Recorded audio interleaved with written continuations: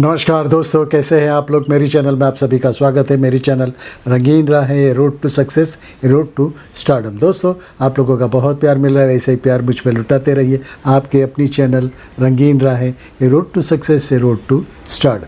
दोस्तों, आज कुछ ऐसी बातें करता हूँ कि बहुत से मेरे दोस्त जो मुझे पूछते रहते कि हाइट की वजह से कुछ फ़र्क पड़ता है क्या।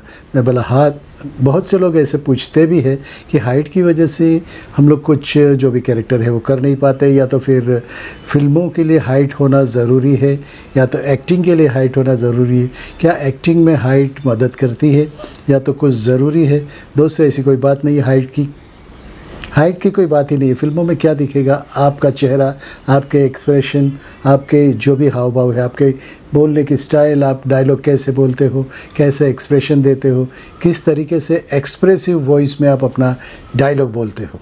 दोस्तों, हाइट बाजू में रह जाती, क्योंकि बहुत से ऐसे कलाकार जो हम लोग में हैं वो बहुत कम हाइट होने की वजह से भी उनको कुछ प्रभाव नहीं पड़ा। उनकी एक्टिंग बहुत ही प्यारी है और एक्टिंग की वजह से माने गए हैं। जैसे कि ये अपने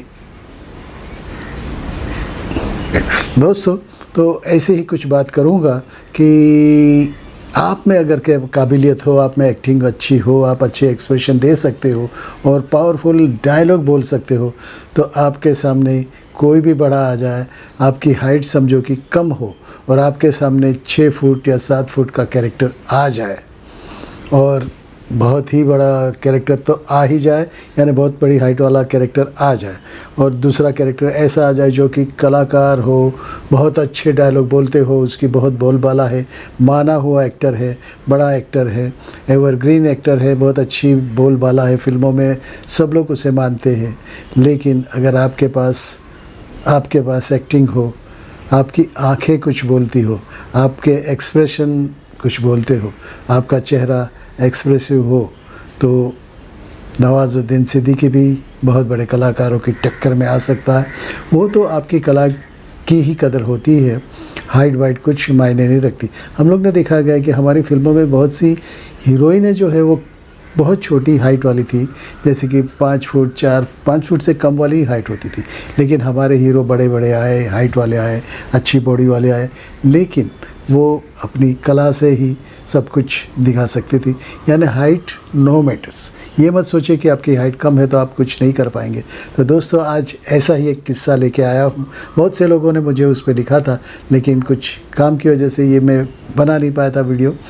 तो ये गुज़रे ज़माने के एक बहुत ही अच्छे एक्टर मुकरी साहब थे।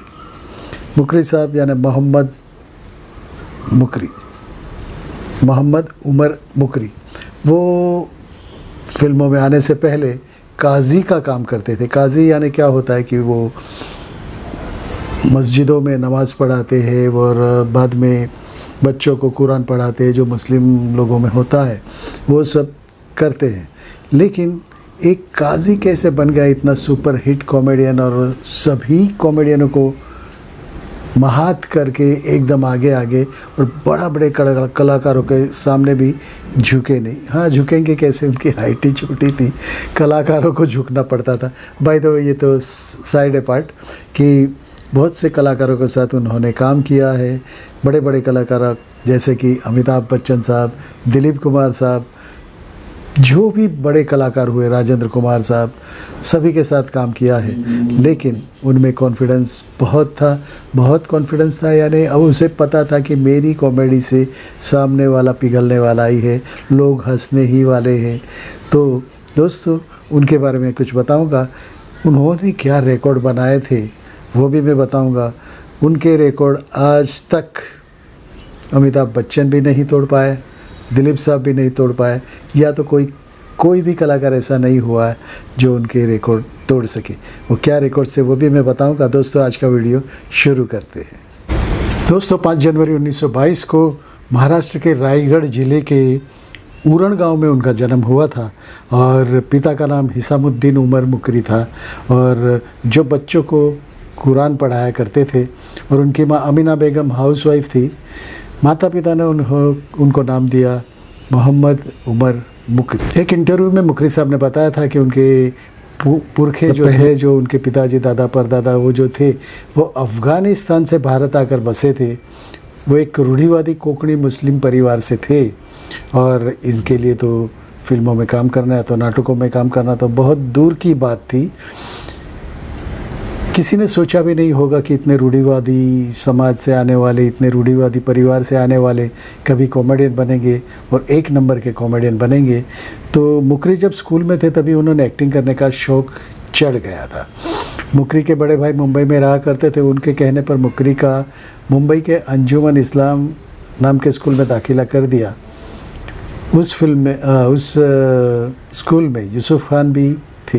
यूसुफ खान यानी अपने दिलीप कुमार साहब एक्टिंग की पाठशाला दिलीप साहब थे, वो भी पढ़ा करते थे।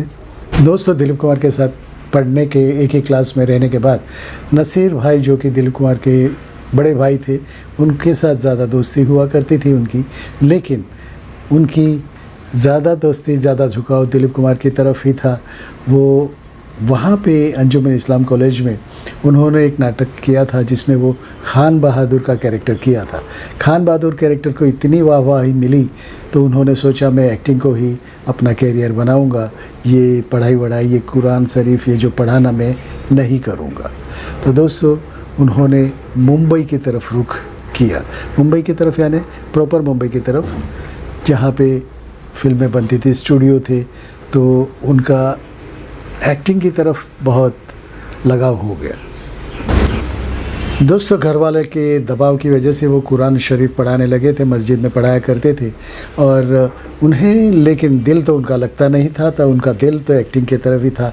एक्टिंग की दुनिया में जाने को तड़प रहा था।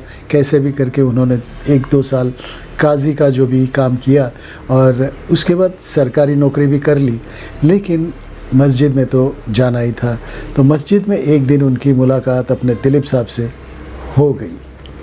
दोस्तों, मुकरी साहब ने अपने दिल की बात दिलीप साहब को कह दी। दिलीप साहब को कह दिया कि मुझे भी एक्टिंग करनी है और इस फील्ड में आना है।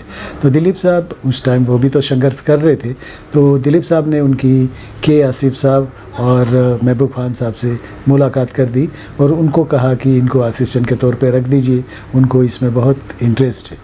तो उसके बाद 1945 में जब दिलीप साहब की पहली फिल्म आई प्रतिमा, तो प्रतिमा में उन्हें एक छोटा सा कैरेक्टर भी मिल गया जो वो चाहते थे।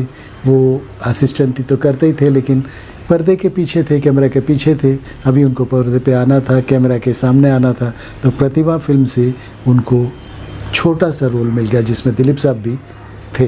दोस्तों, अपनी फिल्मों में, हिंदी फिल्मों में क्या होता है, एक हीरो होता है, एक हीरोइन होती है और दूसरे कलाकार विलन होते हैं, सब कुछ होता है। लेकिन सिर्फ इन्हीं की वजह से फिल्में चलती नहीं हैं, उसमें और भी किरदार होते हैं जिनकी वजह से फिल्में चलती है क्या, दौड़ती भी है। और उनका होना बहुत ज़रूरी हो जाता है। जो फिल्मों में, बहुत सी फिल्मों में ऐसा हो जाता है कि उनके बिना तो कुछ मज़ा ही नहीं आता। जैसे खाने में नमक ना हो तो कैसा लगता है, वैसी ही बात होती थी। तो हीरो हीरोइन के साथ साथ विलन के साथ इनका भी बहुत अच्छा कैरेक्टर लिखा जाता था। बहुत ही उनकी बहुत ही ज़रूरत महसूस होती थी, उनकी ज़रूरत ही महसूस होती थी और वो डाले ही जाते थे। अमूमन सभी फिल्मों में कॉमेडियन तो होते ही है, लेकिन कॉमेडियन में भी जिसने एक बार नाम कर लिया तो वो ज़रूरत बन जाता है, वो फिल्म के लिए ज़रूरत ही बन जाता है और इसीलिए वो हर फिल्म में होना चाहिए और उनके लिए अलग से कैरेक्टर लिखे जाते थे। तो दोस्तों, ये तो थे ही। जैसे हमारे महमूद साहब जो थे, वो फिल्मों की इतनी ज़रूरत बन गए थे कि उनको लिए बिना कोई फिल्म संभव ही नहीं थी, कोई सोचते भी नहीं थे। और जो डिस्ट्रीब्यूटर्स आते हैं वो भी कहते थे कि अगर ये कलाकार है तो हम ये फिल्म खरीदेंगे, क्योंकि वो सब में श्योर शॉट होता था कि उनको देखने पब्लिक आएगी और उनकी वजह से फिल्म सुपरहिट भी हो जाएगी। और दोस्तों, तो महमूद साहब का भी एक ज़माना था, उनके बारे में कुछ अगली बात करूँगा। तो हम लोग बात करेंगे मोहम्मद उमर मुकरी जी की। दोस्तों, पहले ही बता दिया, जैसे वो काजी थे और नमाज वाज पढ़ाया करते थे। उनका दिलीप कुमार से बहुत पुराना रिश्ता है। क्या रिश्ता है वो भी मैं बताता हूँ। अंजुमन इस्लाम स्कूल जो थी उसमें दिलीप साहब पढ़ते थे और उनके साथ मुकरी साहब भी पढ़ते थे। मुखरी साहब को ये काजीबाजी जो करते थे वो अच्छा नहीं लगता था, तो उनको बाद में जब दिलीप कुमार साहब, तो तब भी दिलीप कुमार साहब भी संघर्ष करते ही थे, फिल्मों में आने की कोशिश भी करते ही थे। लेकिन जब वो फिल्मों में आ गए तो मुखरी साहब ने सोचा कि मैं भी फिल्म करूं, लेकिन अपनी हाइट की वजह से वो सोच रहे थे कि मैं हाइट वाइट की वजह से मैं चलूँगा या नहीं चलूँगा। तो उन्होंने अच्छा ही काम कर लिया, कॉमेडी का ही काम कर लिया। कॉमेडी में हाइट वाइट कोई देखता नहीं है, आपकी कॉमेडी ही काउंट होती है, आपकी कॉमेडी टाइमिंग ही काउंट होता है। तो दोस्तों वही हुआ, उन्होंने कहीं से भी कैसे भी करके दिलीप साहब से मिलने की कोशिश शुरू कर दी। दोस्तों मुखरी जी ने कुछ 600 फिल्मों में काम किया था।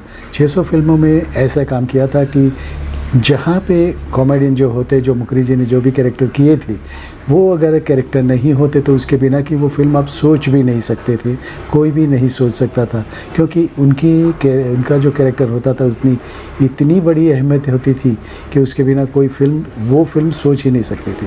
जैसे कि तैयब अली प्यार का दुश्मन, जिसमें गाना है अमर अकबर एंथनी में, आप अगर सोच लीजिए कि वो कैरेक्टर नहीं होता तो फिल्म कैसी फीकी सी लगती थी, या तो उसके बिना ये फिल्म सोच भी नहीं सकते थे।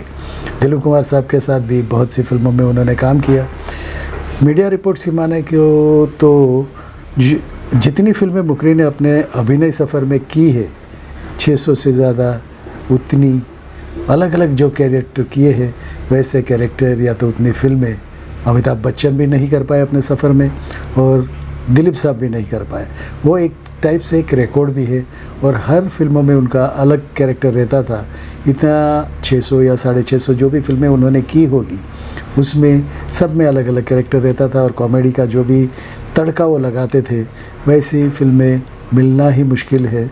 तो वैसे कोई भी कलाकार को इतना बड़ा अवसर नहीं मिला जो कि अमिताभ बच्चन साहब और दिलीप साहब भी कर नहीं पाए। वो एक रिकॉर्ड ही है, वो अभी तक कोई तोड़ नहीं पाया है। मुखरी साहब के नाम पे ही ये रिकॉर्ड है। दोस्तों 4 सितंबर 2000 का वो काला दिन आया जब मुखरी साहब को हार्ट अटैक आया, और उनकी किडनी फेल होने की वजह से उनकी मौत हो गई।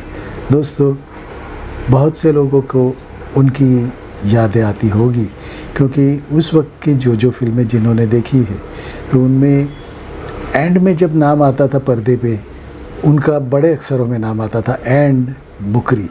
तो दोस्तों कॉमेडियन की अहमियत अपनी फिल्मों में कितनी है, कितना ज़रूरी है हमारी फिल्मों के लिए कॉमेडी, वो मुखरी साहब के बिना हम सोच भी नहीं सकते।